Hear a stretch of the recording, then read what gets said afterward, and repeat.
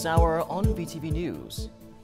Experts predict positive outlook for Vietnam's economy in 2025. Later on, Vietnam's FDI surges as infrastructure drives investor confidence. And in a world news, Ukraine ready to open humanitarian corridor.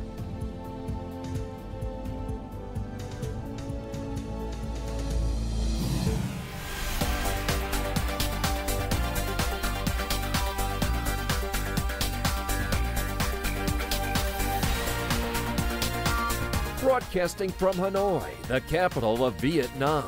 VTV News starts right now. Good afternoon. It is currently 3 p.m. local time and you're tuning into 30 minutes of VTV News. I'm Dylan Lei with the latest updates. Now, on Friday morning, the Standing Committee of the National Assembly held its 42nd session to discuss the draft law on teachers. The latest version of the draft law includes a provision granting teachers, as public employees, the right to participate in the management and operation of businesses established by universities in fields such as scientific development, technology application, and technology transfer. This change aims to implement the Politburo's Resolution number 57. The Standing Committee also agreed on a housing allowance mechanism for teachers relocating to difficult areas in cases where collective housing cannot be provided. Additionally, it was decided that preschool teachers can retire early without a reduction in pension benefits if they have contributed to social insurance for at least 20 years. During the session, the committee also reviewed revisions to the chemical law.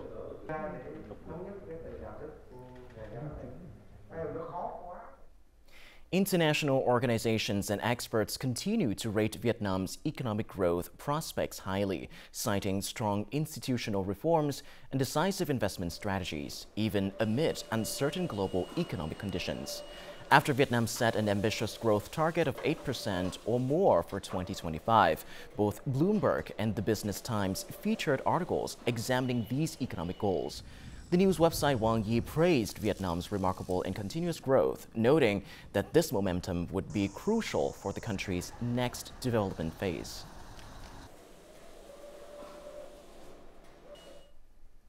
More than $4.33 billion in foreign direct investment, or FDI, was funneled into Vietnam's in January, a year-on-year surge of 48.6%.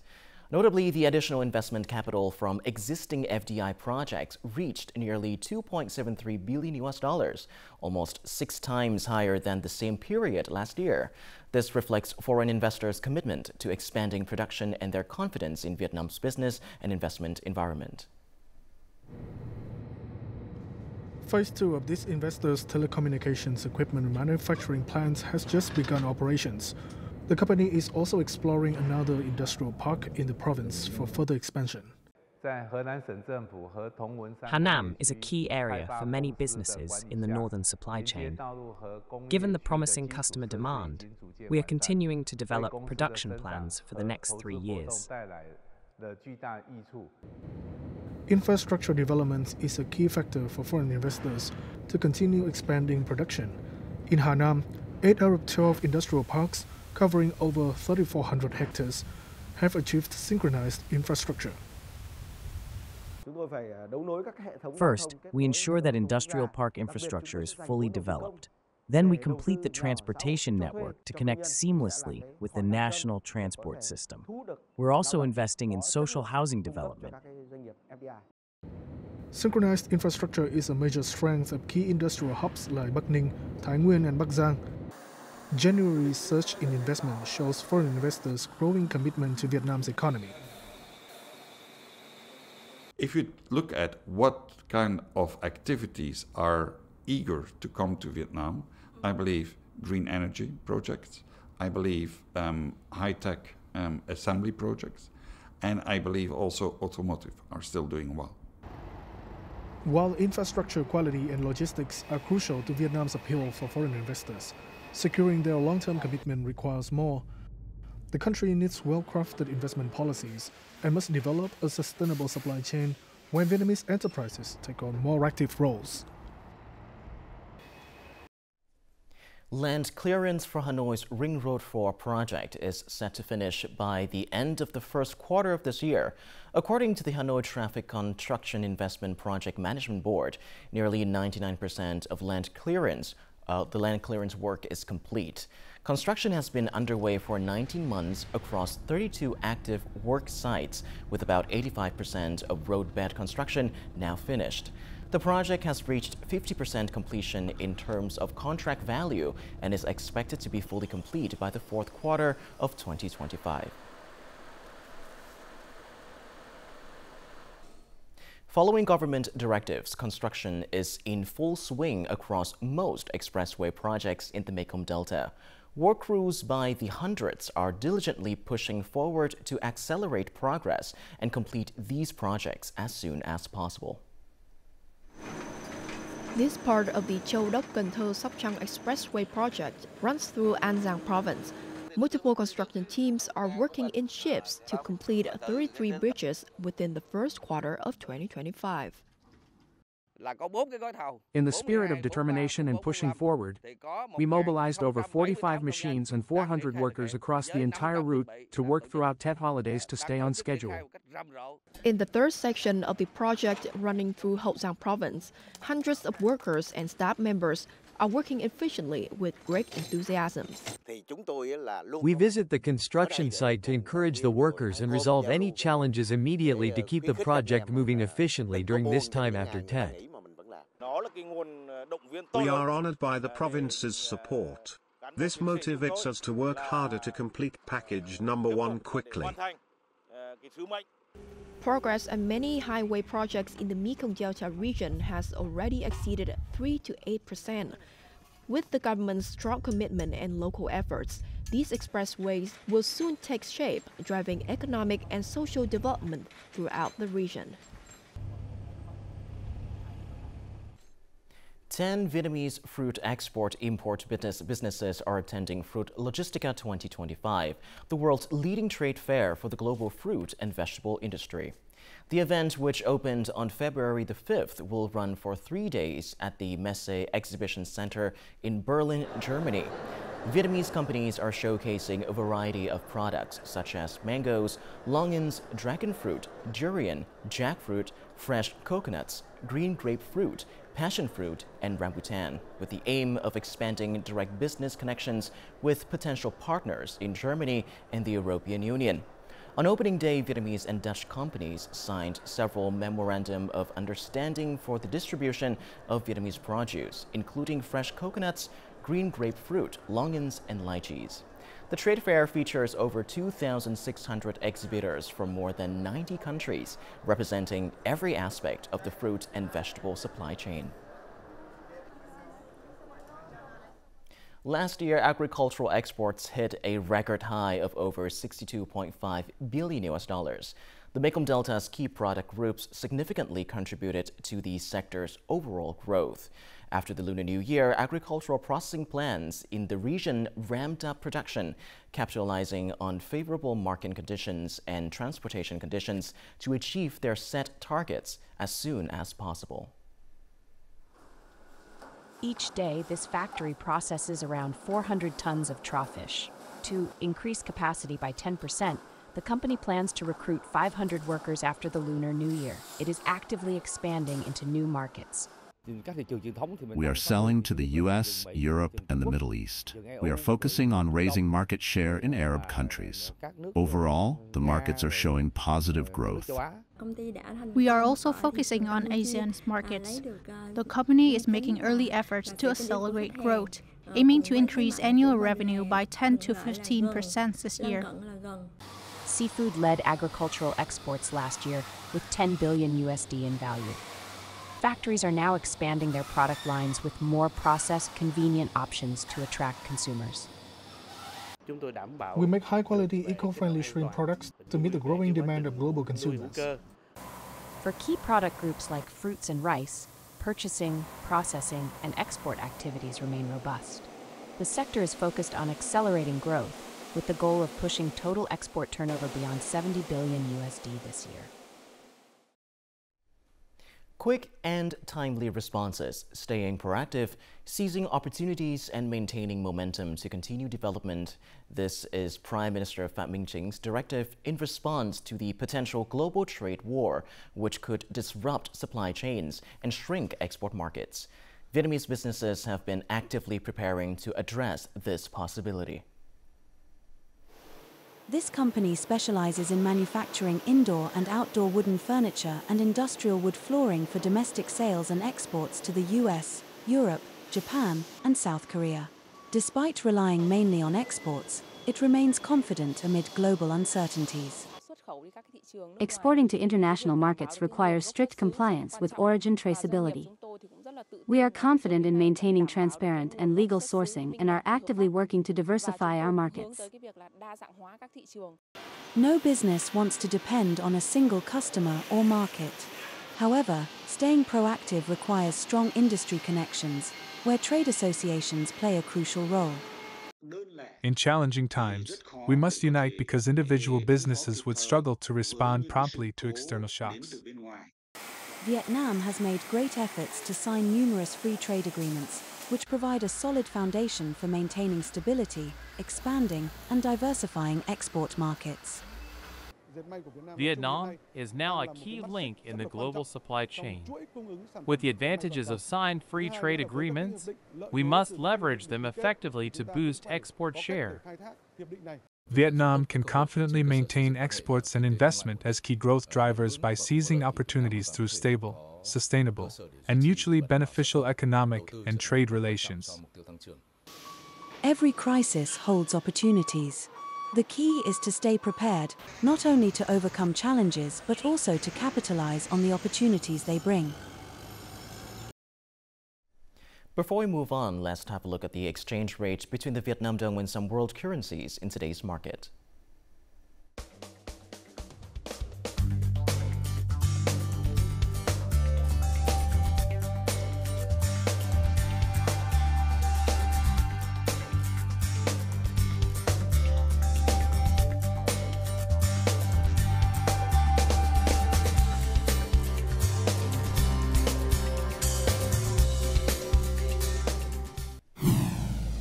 Coming up next on VTV News.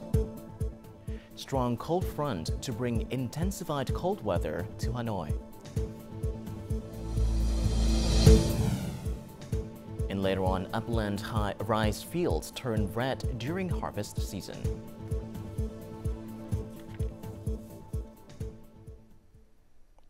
Welcome back to VTV News Live. Now on to other important updates.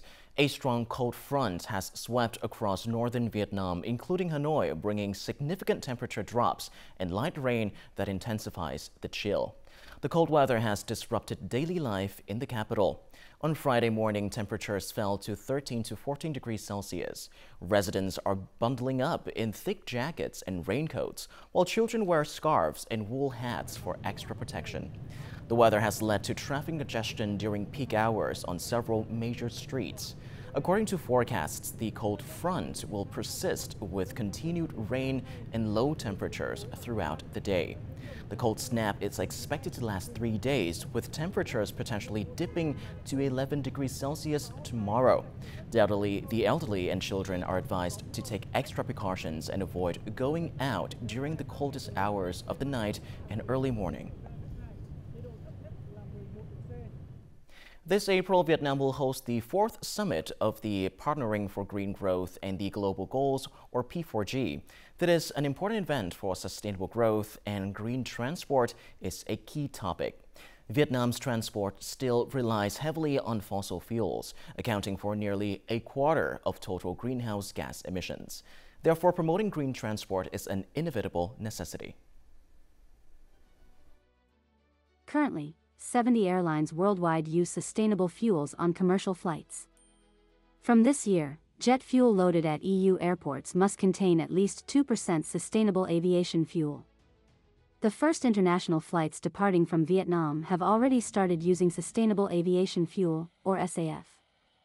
Although it costs 3 to 4 times more than conventional fuel, aviation emissions can be reduced by up to 80%.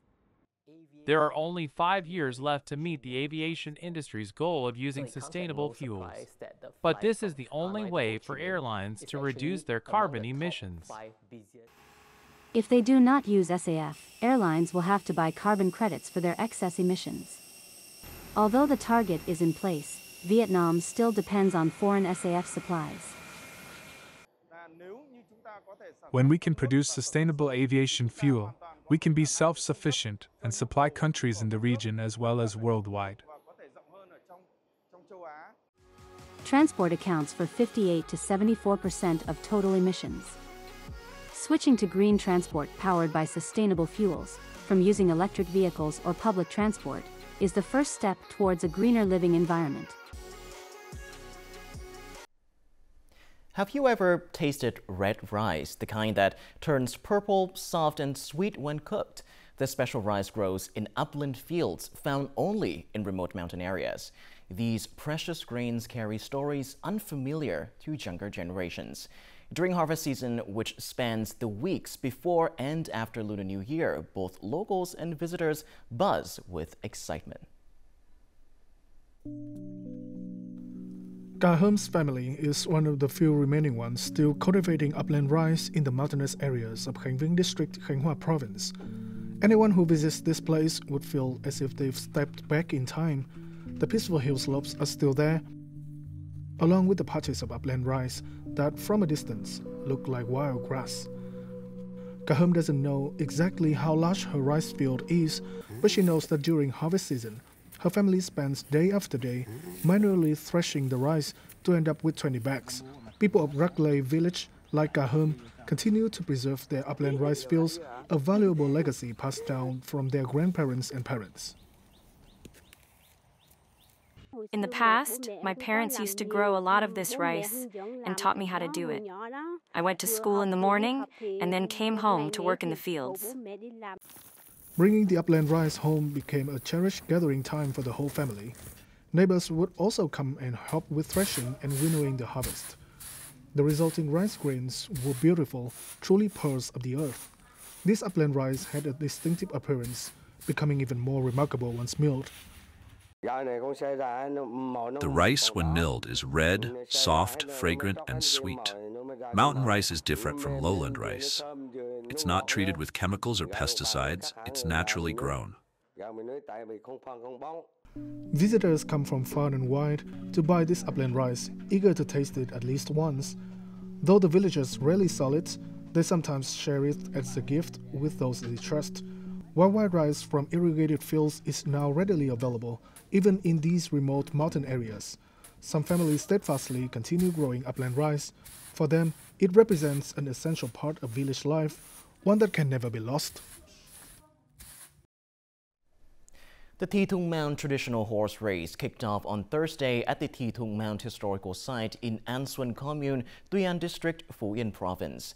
This festival stands as one of the distinctive cultural events in the central and central highlands of Vietnam, reflecting the region's rich folk traditions. 32 horses divided into 8 groups competed in the race, with local farmers from the western part of Tuy An District serving as riders.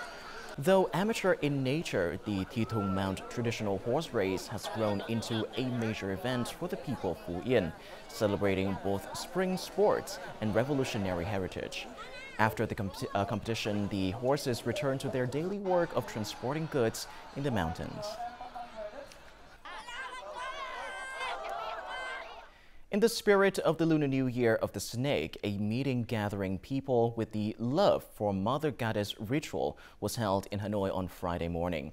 The event was organized by the Europe-Asia Center, hosted by the center's Vice President Phạm Sanh Châu. Denny Abdi, Indonesian ambassador to Vietnam, attended the event, along with many other diplomats, cultural researchers, famous Vietnamese mediums, and domestic and foreign visitors with an interest in the unique Mother Goddess worship of Vietnam. Organized in the form of a mini-concert, the event offers guests an exclusive experience to the art of Châu Văn, or Vietnamese ritual singing, performed by the ritual singing group of Phu Vân Gat in the Phu Dây relic site, Nam Định Province. This is believed to be the heartland of the mother goddess worship.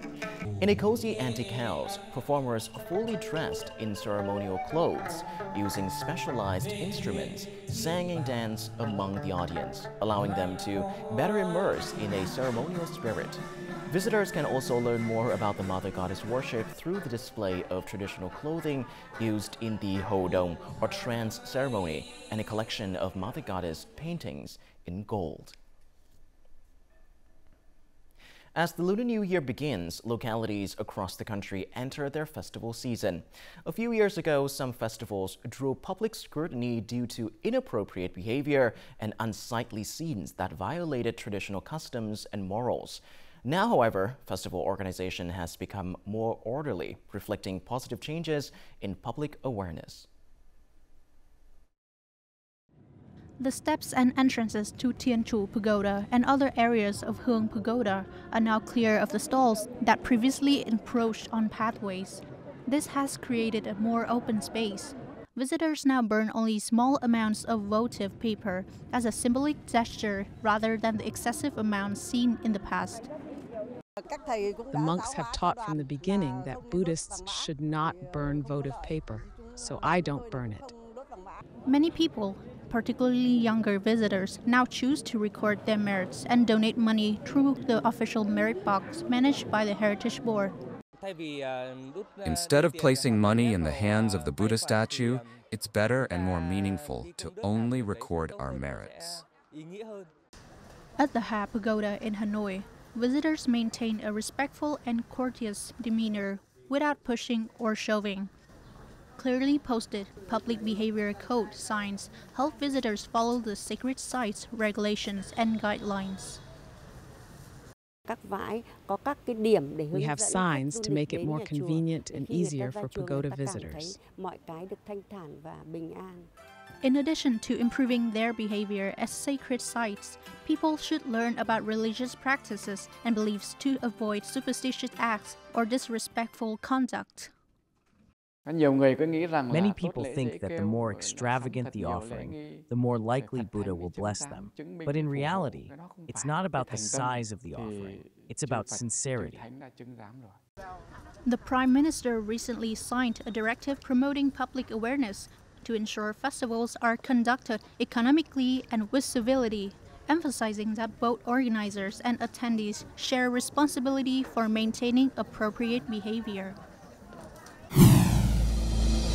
Coming up next in our world news, Ukraine ready to open humanitarian corridor.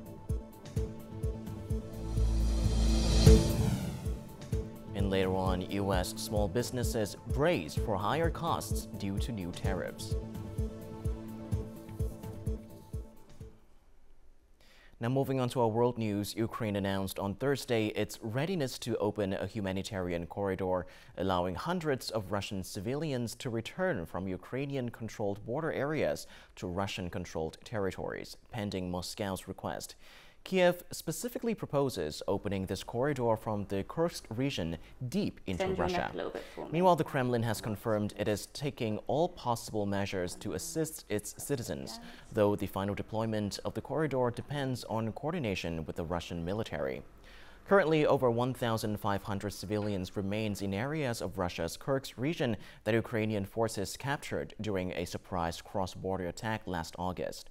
In contrast, about 6 million Ukrainians live in Russian-controlled areas. A judge in the United States has ruled to temporarily halt President Donald Trump's plan, which proposed that federal employees take voluntary leave in order to reduce the size of the government workforce. Judge O'Toole's decision in Boston postponed the deadline, which was set by the Trump administration, that required federal employees to either take 8 months of pay or face the risk of being fired. Judge O'Toole has paused the plan until he can hear arguments from both sides at a hearing scheduled for the afternoon of February the 10th. Despite the delay, over 60,000 employees accepted the offer of compensation to voluntarily leave, representing 2.5% of the 2.3 million federal employees in the U.S. Derm, an AI-powered application by UK-based Skin Analytics, detects skin cancer with up to 99.8% accuracy. The system works through a specialized lens attachment for smartphones, enabling technicians to photograph skin lesions and receive instant diagnostic results. This remarkable accuracy helped Derm secure EU certification under the European Medical Device Regulation, making it the first AI application legally approved for cancer diagnosis. The technology is now in use across 21 UK National Health Service facilities, where it has aided in detecting more than 13,000 cancer cases. Millions of small U.S. businesses face major challenges due to President Trump's new tax policy. The plan aims to boost domestic production by imposing a 25% tax on goods from Mexico and Canada and 10% on Chinese imports. For many small businesses, however, this policy threatens their survival. This small store specializes in importing beauty products. Popular items are neatly arranged on shelves, but in the coming months, their prices may change dramatically. We employ most of the people in the United States. It's not conglomerates, it's small businesses. We are the backbone of America. According to the U.S. Small Business Association, 99% of businesses in the country are small, accounting for over 60% of jobs in the economy. However, when prices rise due to import taxes, these businesses are the hardest hit. For stores like Edwin's, which specializes in importing Mexican specialties, the tax increase poses a tough challenge. Trying to bring to Los Angeles, I guess it's more of a cultural awareness, showing our Oaxacan roots. U.S. economists believe that high import taxes could drive up prices, directly affecting American consumers. These higher prices are going to eat into the disposable income of American households. Right? The Tax Foundation estimates that, on average, American households will pay $830 more in tax from these tariffs. Many U.S. businesses are adapting to survive in the short term by cutting costs, adjusting their strategies, and finding domestic suppliers. However, their long-term survival will face greater challenges if the new taxes take effect in March. Up next, let's have a look at the weather forecast.